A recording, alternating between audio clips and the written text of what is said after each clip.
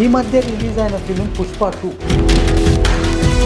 ఈ పుష్ప 2 అనే నంబర్ వెనకాల యాడ్ అవ్వడానికి కారణం ఆ పిక్చర్ ఎవరు చూడాలండి, ఈ మాట నేను చెప్తాను. అంటే ఒకటి మార్చుకుంటేనో ఇంకోటి చేసుకుంటేనే లైఫ్ మారుతుంది. న్యూమరాలజీలో జాక్పాట్ నంబర్. అందరికీ నమస్కారం, welcome to Telugu capital TV. నేను మీ రమ్య. మీ అందరికీ ఓ సందేహం ఉండే ఉంటుంది కదా, జ్యోతిష్యం అంటే ఏంటి, న్యూమరాలజీ అంటే ఏంటి? సో ఈరోజు వీటి గురించి మనతో పాటు డిస్కస్ చేయడానికి ఈరోజు మనతో పాటు ఉన్నారు ప్రముఖ న్యూమరాలజిస్ట్ వరప్రసాద్ గారు. నమస్కారం సార్. నమస్కారం అండి. సో చాలా మందికి మన హిందూలో, భారతదేశంలో చాలా మందికి అనుమానం ఉండే ఉంటుంది, జ్యోతిష్యం దేనికి పనికి వస్తుంది, న్యూమరాలజీ దేనికి పనికి వస్తుంది అని. అబ్సల్యూట్లీ వెరీ గుడ్ క్వశ్చన్ అండి. ఎందుకంటే చాలా మందికి ఇది డౌట్స్ ఉంటుంటాయి మనసులో. మన భారతదేశంలో మీరు అన్నట్లు ఎక్కువగా మనం ఫోకస్ చేసేది అస్ట్రాలజీయే. కాలం ప్రకారంగా ఎంతో ప్రాచీనం నుంచి కూడా, కానీ present generation out side the world చూస్తే అందరూ ఫాలో అయ్యేది న్యూమరాలజీ. ఆ న్యూమరాలజీ అంటే చాలా సింపుల్గా శాస్త్రం వాళ్ళది. ఇంత మనలాగా గ్రహాలతోటి వేసే చార్ట్స్ కానీ, జాతకం క్యాల్కులేషన్స్ కానీ అవంతా కాంప్లికేషన్ కాకుండా సింపుల్గా వీళ్ళు ఏం చేస్తారంటే నేమ్ చూస్తారు, మీ పేరు, మీ డేట్ ఆఫ్ బర్త్, ఇవి రెండింటిని కంపేర్ చేసి వాళ్ళు కొన్ని నిర్ధారాలకు వస్తారు. అది చాలా మటుకు సక్సెస్ఫుల్ అయింది లైఫ్లో, అండ్ ప్రాక్టీస్ కూడా చేస్తున్నారండి అందరూ. ఇప్పుడు ఇండియాలో కూడా అది చాలా ఊపు అందుకుందండి.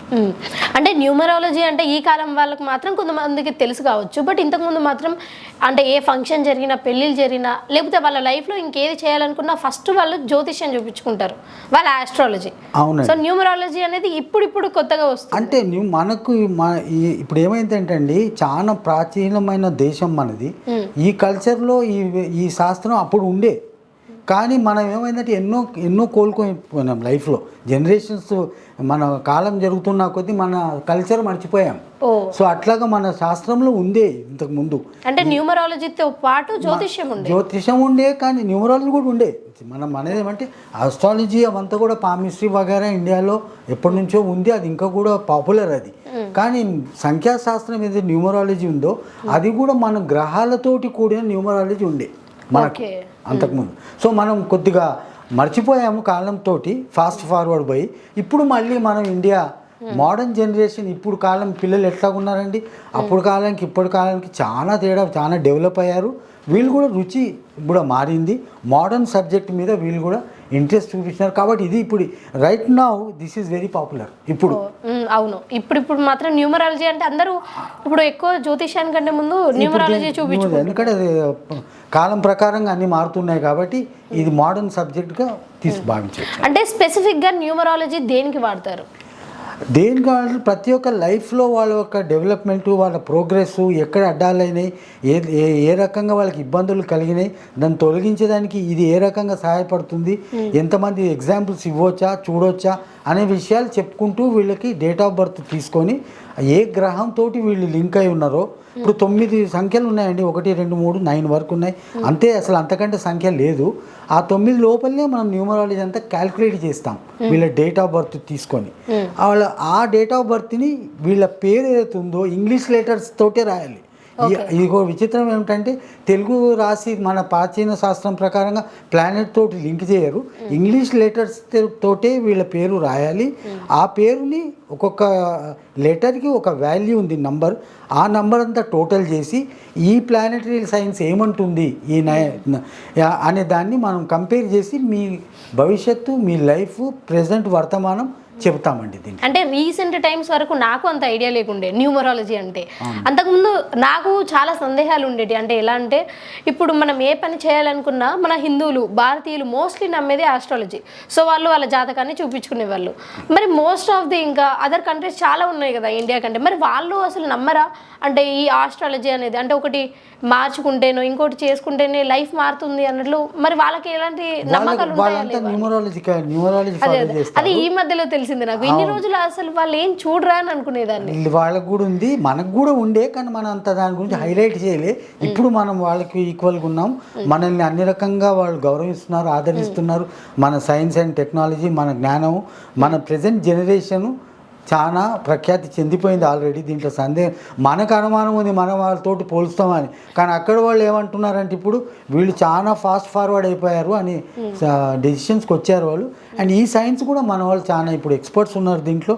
మనం ఎన్నో సంగతి ప్రాక్టికల్గా ఎగ్జాంపుల్స్ మీకు ఇచ్చి మిమ్మల్ని చూపిస్తే తెలుస్తుంది. ఇంతకుముందు మీరు అన్నట్టు న్యూమరాలజీని నమ్మిన వాళ్ళు పేరు అటు ఇటు మార్చుకోవడాలు, లేకపోతే కరెక్ట్గా న్యూమరాలజీ ప్రకారం పేరు కరెక్ట్ ఉంటే వాళ్ళ లైఫ్లో సక్సెస్, కొన్ని ఎగ్జాంపుల్స్ చెప్తే మాకు ఇంకా క్లియర్గా అర్థమవుతుంది. అవునండి, ఎగ్జాంపుల్ చాలా మంచి క్వశ్చన్స్ అడిగారు.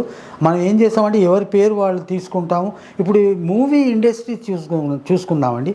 తెలుగు ఫిలిం ఇండస్ట్రీకే పోదాం, వేరే సంగతి తర్వాత బాలీవుడ్ టాలీవుడ్ తెలుగు ఫిలిమ్స్లో ఈ మధ్య రిలీజ్ అయిన ఫిలిం పుష్ప 2. అవును, ఈ పుష్ప 2 అనే నంబర్ వెనకాల యాడ్ అవ్వడానికి కారణం న్యూమరాలజీ అండి. ఓకే, పుష్ప అనే ఫిల్మ్ పెట్టుకున్నారు ఫస్ట్ మన అల్లు అర్జున్ గారు వాళ్ళ. ఆ టీంలో డిస్కషన్ అయింది పేరు ఎట్లా చేయాలి అనేది. అది మనము చెప్తే ఓపెన్గా ఏదో మాట్లాడుతున్నట్టు అనిపిస్తుంది, but we know as a numerologist ఇక్కడ ఏం న్యూమరాలజీ జరిగింది అని. దానికి ఇంత సక్సెస్ అయ్యేదానికి కారణం పిక్చరా లేకపోతే వాళ్ళ ఆర్టిస్టా లేకపోతే న్యూమరాలజీ. నన్ను అడిగితే నంబర్ 1 ఐటమ్ ఈజ్ న్యూమరాలజీ. ఆ పుష్పకి ఆ 2 పెట్టడానికి కారణం పుష్పకి న్యూమరాలజీలో 4 వస్తుందండి. 2 వచ్చి వెనక పెట్టారు సఫిక్స్. ఆ 4 + 2 ఈజ్ బికమ్స్ 6. ఈ న్యూమరాలజీలో 6 number is the number 1 jackpot number. కానీ పుష్ప 2కి సక్సెస్ ఎంత వచ్చిందో ఫెయిల్యూర్ కూడా అంతే వచ్చింది కదా. ఫెయిల్యూర్ ఏం కాలేదండి వాళ్ళకి. They maintain money like mad. Disputes అయినాయి ఒప్పుకుంటాను, ఏదో ఒకటి జరిగింది, బట్ దానికి వాళ్ళు ప్రొడ్యూసర్స్ కారణం కాదండి. ఎన్నో ఇప్పుడు బస్సులో వెళ్తూ ఎవరికో యాక్సిడెంట్ అయిందంటే బస్సు యజమానిలో జైలు వేస్తారా అండి? Examples, simple question. ఎవరికి ఏం బ్యాడ్ లక్ అవుతుందో, ఏ టైంలో ఏమవుతుందో, వాడి న్యూమరాలజీ ఏముందో ఎవరికి తెలియదు. పరిస్థితులు అనే దానికి ఒకరిని పట్టుకొని మనం దూషించలేము. కానీ ఆయన యాక్షన్స్ ఏదో అయిండొచ్చు, సమ్ టైమ్ అని రాలేదు పాపులారిటీ వల్ల. కొంతమంది ఎన్నో పొలిటికల్ రీజన్స్ కూడా చెప్తున్నారు, పర్సనల్ రీజన్స్ చెప్తున్నారు. అవన్నీ పక్కకు పెట్టండి. ఫైనాన్షియల్గా సక్సెస్ అయిందా లేదా? ఎస్, అయింది. సూపర్ సక్సెస్ అయింది. మరి న్యూమరాలజీ పనిచేసింది కదండి. అక్కడ 2 తీసేయండి, ఆ పిక్చర్ ఎవరు చూడండి. ఈ మాట నేను చెప్తున్నాను. సో న్యూమరాలజీకి అంత స్టాండర్డ్ ఉంది, అంత సత్తా ఉంది దానికి. కాబట్టి ఆ numerology is a successful science. మాకు న్యూమరాలజీకి అలాగే ఆస్ట్రాలజీకి మంచి డిఫరెన్స్ చెప్పారు. థ్యాంక్ యూ అండి. నమస్కారం.